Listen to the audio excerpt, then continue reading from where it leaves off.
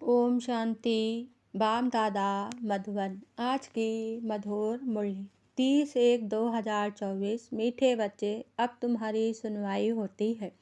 बाप तुम्हें दुख से निकाल सुख में ले जाते हैं। अभी तुम सबकी वानप्रस्थ अवस्था है, वापिस घर जाना है।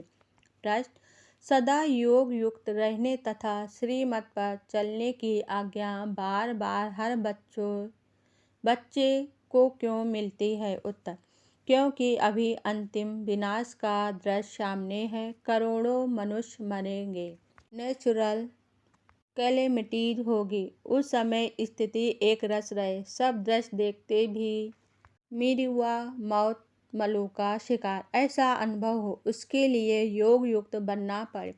श्रीमत पर चलने वाले योगी बच्चे ही मौज में रहेंगे। उनकी बुद्धि में रहेगा कि हम तो पुराना शरीर छोड़ अपने स्वीट होम में जाएंगे। ओम शांति।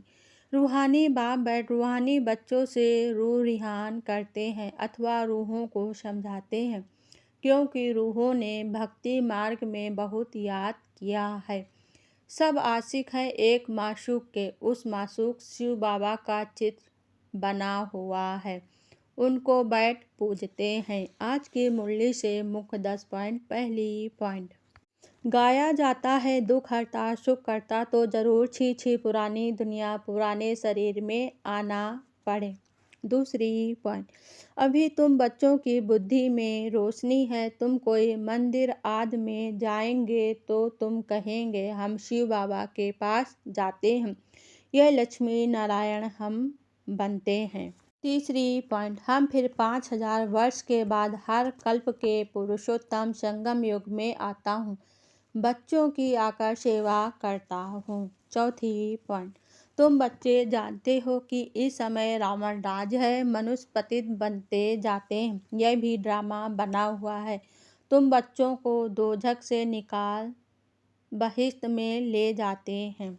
पांचवी पॉइंट, आत्मा तो अविनाशी है, कितनी ढेर आत्माएं होंगी, उनका कभी विनाश नहीं होता। इतनी करोड़ों आत्माओं को पहले तो वापस जाना है, बाकी शरीर तो सबके खत्म हो जाते हैं।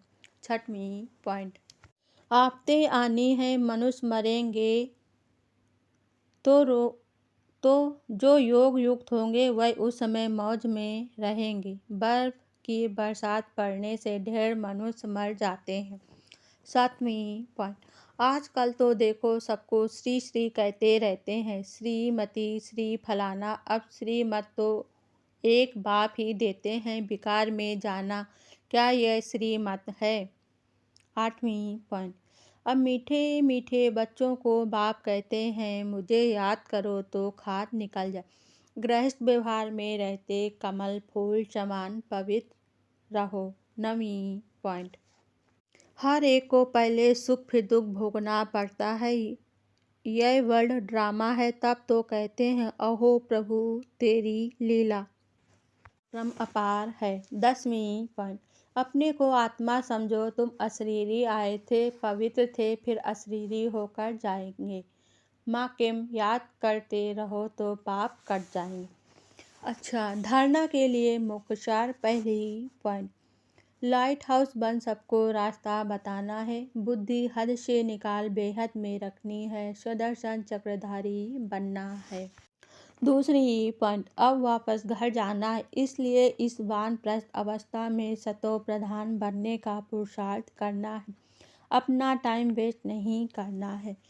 वरदान आज बाबा ने दिया, संपर्क में आते डायमंड बन, डायमंड को देखने वाले बेदाग डायमंड भव। स्पष्टीकरण, बाप दादा की श्रीमत है कि डायमंड बन, डायमंड को देखना।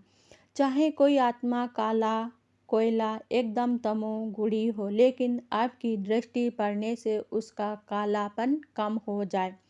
अमृत वेले से रात तक जितनों के भी संपर्क संबंध में आए, सिर्फ डायमंड बन डायमंड देखते रहो। किसी भी विघ्न अथवा स्वभाव के वश डायमंड पर दाग ना लगे। चाहे अनेक प्रकार की परिस्थितियों के विघ्न आए, लेकिन आप ऐसे पावरफुल बनो जो उसका प्रभाव ना पड़े।